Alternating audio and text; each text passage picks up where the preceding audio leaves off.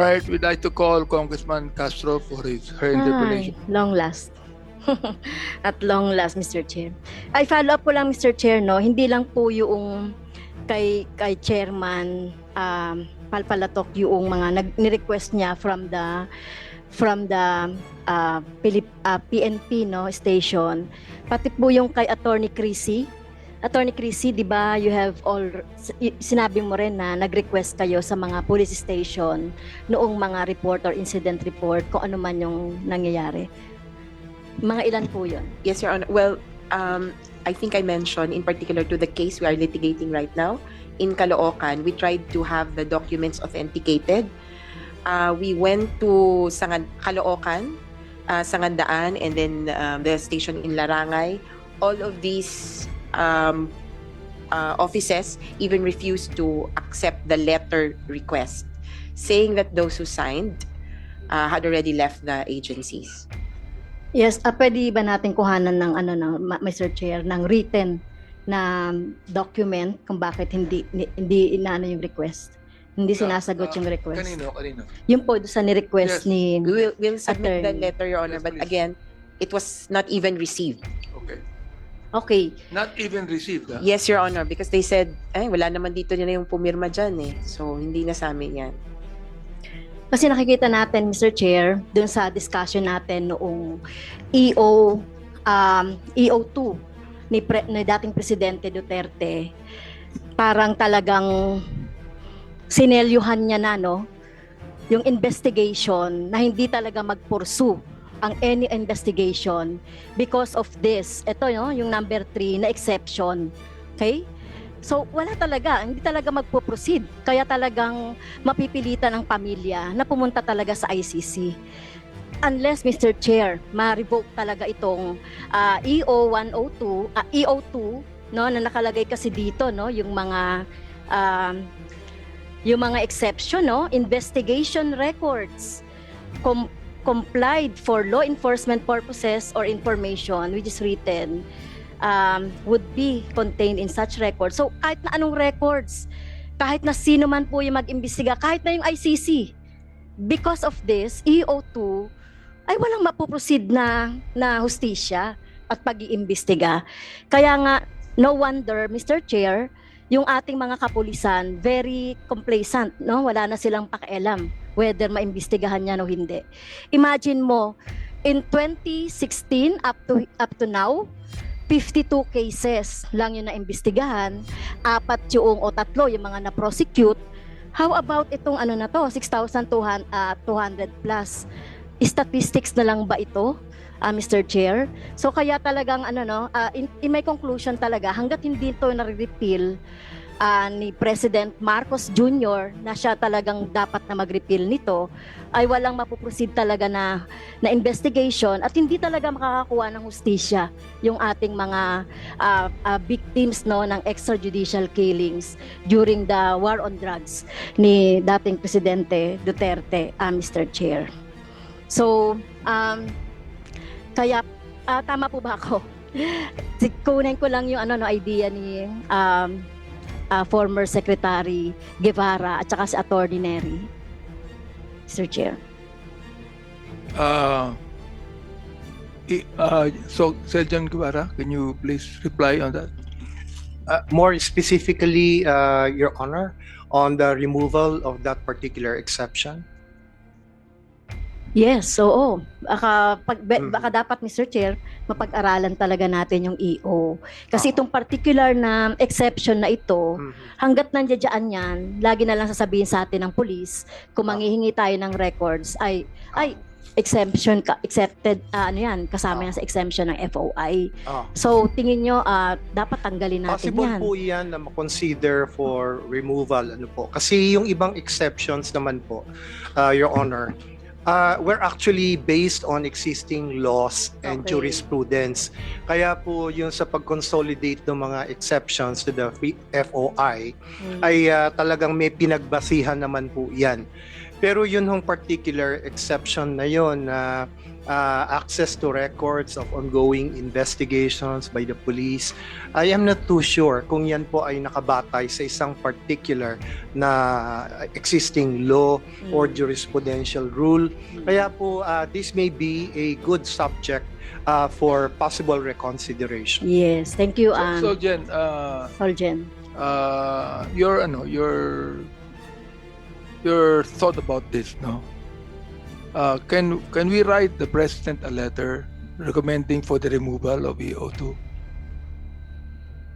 Sa amin po ba manggagaling For sa example, OSG? sa amin, yung Sa letter inyo po? namin, yes. Oh, definitely you can do that, sir.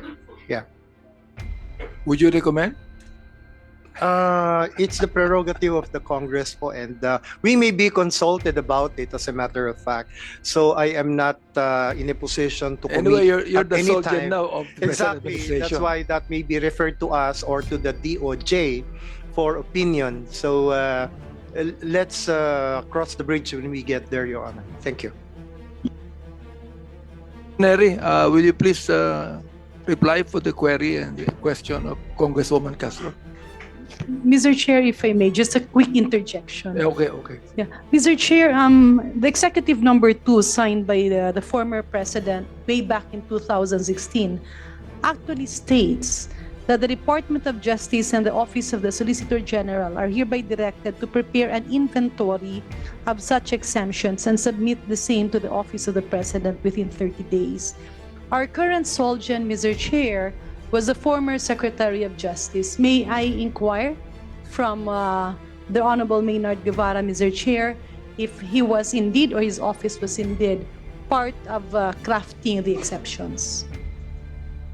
Yes, that is correct, Your Honor. The DOJ then was involved in identifying what provisions under existing laws or what jurisprudential doctrines may be invoked or may be a basis for formulating the exceptions. So in other words, Mr. Chair, the concern of the Honorable Castro can best be answered by our current Solgen, who was the former Secretary of Justice. Kasi yung pinag-uusapan dito tama ba ito? Ito ba ay kasama dun sa exceptions? But earlier, Solgen Maynard Guevara mentioned na malamang mukhang hindi yan dapat. So there's a problem. That's why I'm confused because actually the exceptions, Mr. Chair, came from his office during the previous administration.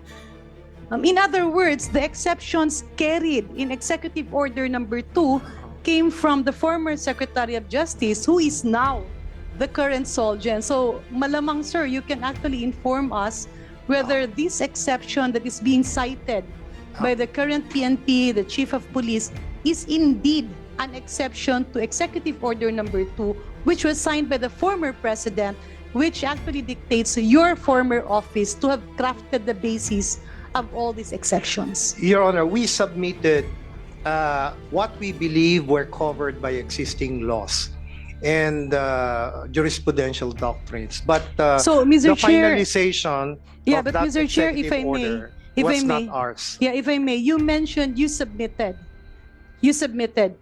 Among the basis for exceptions that you submitted, alin po doon ang na-carry? There are quite a number Quite a of the number. exceptions So- because they're actually founded on existing laws.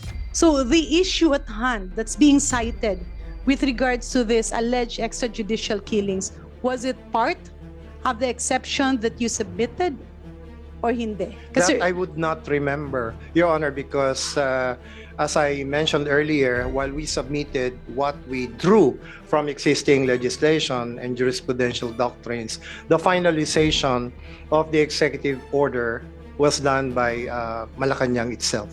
yeah, but you did had a copy of that. Yes, Your Honor, we Yeah. had a copy. So you know which ones were carried and which ones were not carried. Some would be policy matters, in my But opinion. did they carry an exception that was not within the context of what you recommended?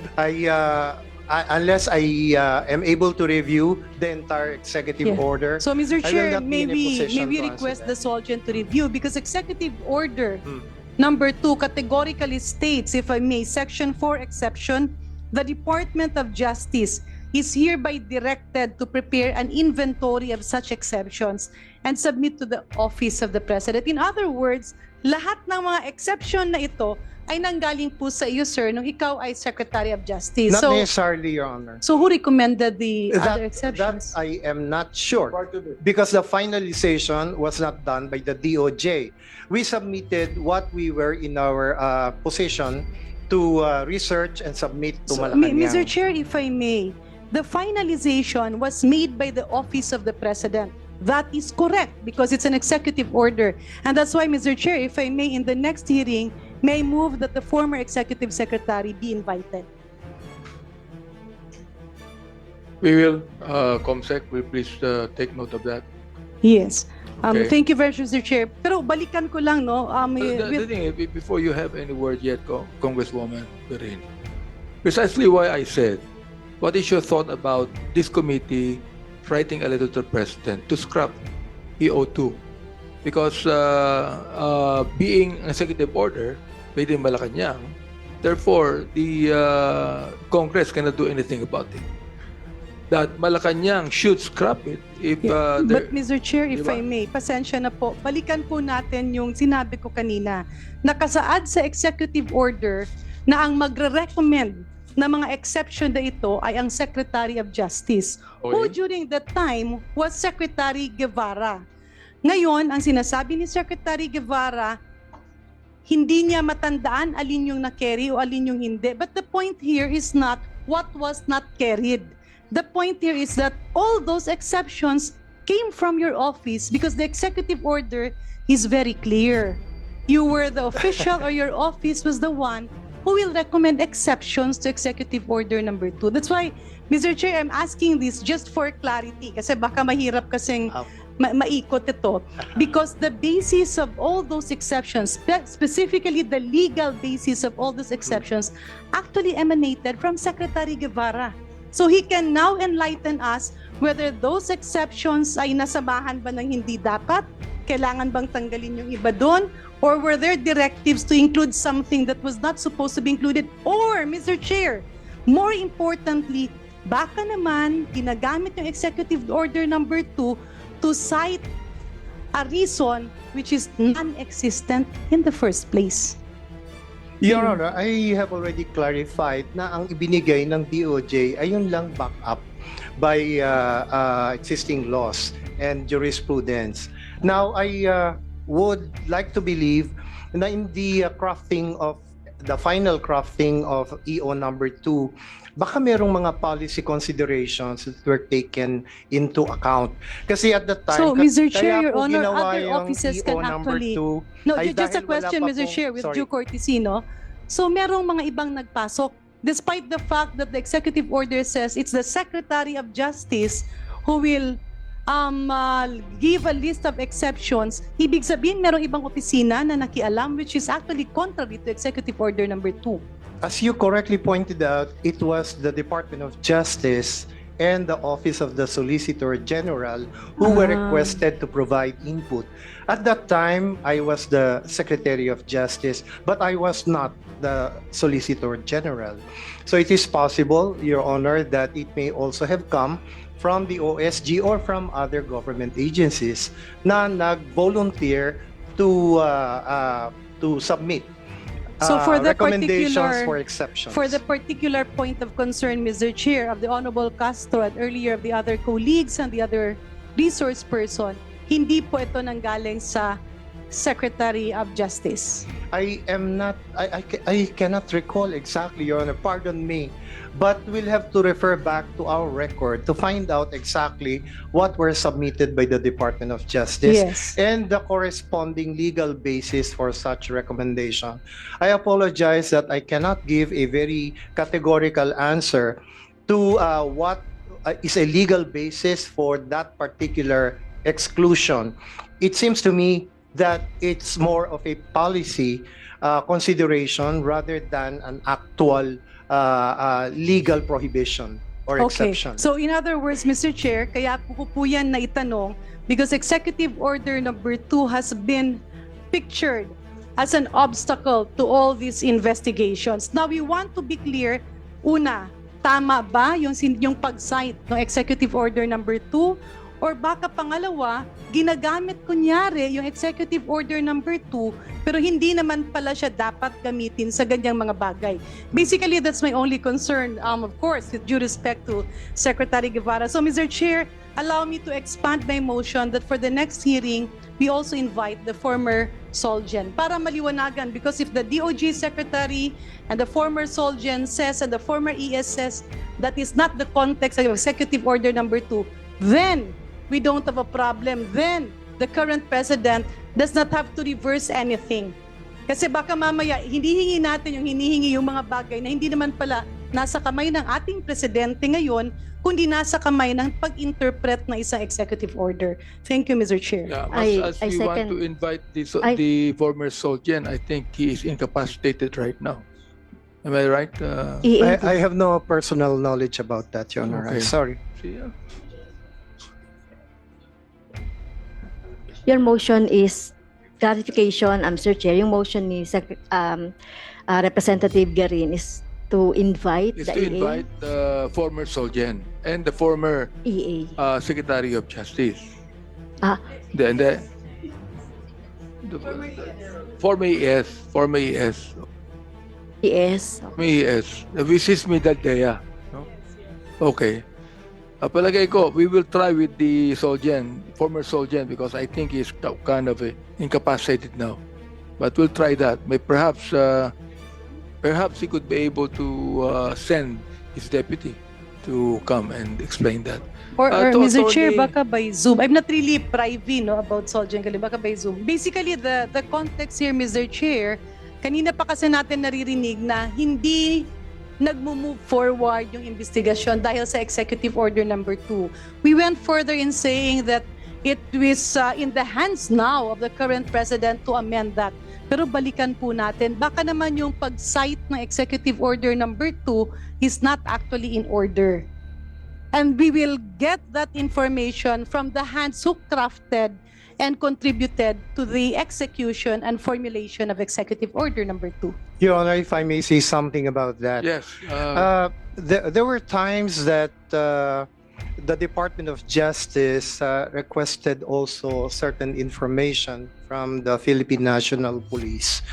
And in those situations, we were confronted with likewise a reluctance to provide information, but it was never Executive Order number 2 that was invoked by the PNP.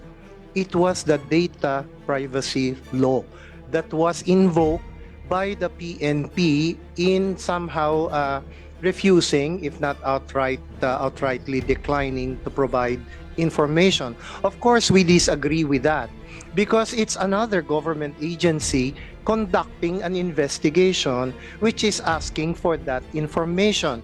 But just to clarify your point, Your Honor, that it has never been the reason of the PNP to invoke EO number 2 in refusing to provide information. It was never mentioned to us. It was all about the Data Privacy Law. That was the main reason for their reluctance in providing information. Yes, Tony Conti. Mr. Chair, if I may just raise for the information of the body that the concept of confidentiality of drug war records has been subject of a Supreme Court case, Your Honor, the Almora case, GR number 234359. This was a question 2018, and I believe it would involve one of our resource persons today. Then Director General Albayalde refused to release records about the drug war on the basis of, and this is actually number 2 of EO2, MC Memorandum Circular number 15. Although, I mean, yes, to be precise about it, the EO itself, which is the regime of freedom of information, and the exceptions were not specifically stated, but the concept or principle of national security was raised in the case. Initially, the police refused to release the documents because they said that these documents involve state secrets affecting national security Fortunately, the Supreme Court ruled otherwise. And therefore, I believe there has been about 7,000 case records or incidents released to counsels in the case of Almora, and are in possession of some groups already, Your Honor. Would General Abealde please reply to the statement of Attorney Conti? Well, as stated, Mr. Chairman, the information was already shared after the Supreme Court ruling. So, kung meron pong specifically order coming from the courts, then definitely yung PNP po magbibigay ng ano yan, ng documents. So, Attorney Neri, there's no more need for the EO2, di ba? I think so, Mr. Chair. In fact, Therefore, it should be scrapped. Yes, Mr. Because Chair. That will only be used. Yes, Diba? in fact, it was used with the CHR. It may not have been used with the DOJ, but it was used with the CHR. If we may request with this committee for the President to scrap the EO2, perhaps the recommendation of Sergeant Jevara would strengthen our no. Yes. Actually, Mr. Chair, if I may, the Constitution is very clear. Freedom of information and access to all citizens, unless upon limitation by law. There's no law that limits it. So if there's an executive order, so dapat ang Anyway, we in have favor a of law already to make that a basis, di ba? Rather than the EO2. what law, Mr. Chair? Wala, EO lang to, Mr. Wala. Chair. Okay. Your Honor, that is why early on during the Duterte administration, that matter of freedom of information by way of an executive order was immediately conceived, because we were hoping that Congress would immediately enact the the freedom of information law. But For your information, Secretary Guevara, that almost became a law. yes, I know. During my time, Opo. but I was the one that sponsored it. On the Yeah, floor. right. Yes. Kaya po inunahan na po namin, at least with respect to the executive department, kasi ganun naman po yung binibigay na importansya ng administration sa freedom of information. Kaya number 2 kagad yung EO na yon eh. Kaya nga lamang po ang coverage niya ay sa executive department lamang, kaya by executive order, dahil hinihintay po namin yung batas ng Kongreso. Well, Mr. Chair, yung iba kasi matanong ko natanong na, yun ang pinakamahalagang point ko po. In aid of legislation, mas-scrap talaga itong EO na ito, kasi nakikita ko rin, hindi lang sa war on drugs and other crimes. Kasi kung mananatili itong EO na ito na hindi makaka-access, kung hindi gumagana yung mga pulis, hindi gumagana yung ating korte, so walang pupuntahan yung ating mga kababayan na nagsisik ng justice kung nandito itong provision na ito o kung maliman yung interpretation ng mga pulis or kung sino man. Kaya talagang dapat na maalis to, Mr. Chair. So, yun lang po. Mr. Chair, yun lang yung aking mahalagang Okay. question. Salamat po. Yes, General. Thank you, Mr. Chair, sir. Again, good afternoon. On the part of the PNP, sir, I just would like to inform this august body that sometimes August 2017, the DIDM have issued a memorandum regarding these matters when it comes to providing documents as well as informations, and specific in the title is providing such to the Commission on Human Rights. And following month, our office, the PNP Human Rights Affairs Office, issued another advisory. And I think through our office again, we will issue another advisory regarding this matter. Meron na po yan, sir, existing. And I would like also to take this advantage to inform this august body that our office, the PNP HRAW, is already trying its best to remedy this. Actually, we have an ceremonial signing for the MOU between the CHR last year regarding data sharing, sir. And we'll be having another one because of the changes in the PNP leadership. Our legal office as well as the legal division of the CHR have already come up and reviewed the MOU, and now it's within the office of the PNP to address all these matters, sir, regarding data sharing. Yeah, I believe Thank you, that, General, your office could be able to work in tandem with the CHR on this. We've been, sir. That's why we have the MOU, Mr. Chair. MOU signing. Yes, sir. What- We will be. what is the It's all what about is in data the sharing, Mr. Chair. MOU? The sharing of information. Andun ba yun? No, Mr. Chair, earlier, the good officer mentioned guidelines. There are existing, pasensya na po, yung kanina nasabi mo, there are existing guidelines or? Yes, sir. The DIDM, upon research a while ago, August 22, or basta that's August What 2017. does the memo contain? The title of the memo is about the providing informations, data, especially for the Commission on Human Rights. In other words, wala nang humaharang para i-share nyo ang mga dokumento at impormasyon na ito sa Commission on Human Rights. Tama? Supposedly, ma'am. Okay. Mr. Chair, with that, may we request the good resource person to furnish this committee a copy of those memorandums as mentioned earlier, Mr. Chair. So Yes, Mr. Chair.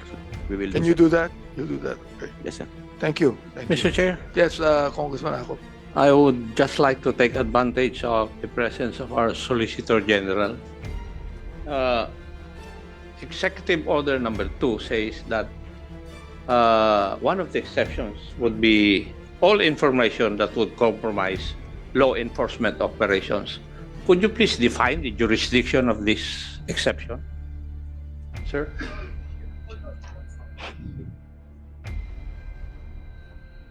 It seems to me that it's a catch-all phrase, Your Honor.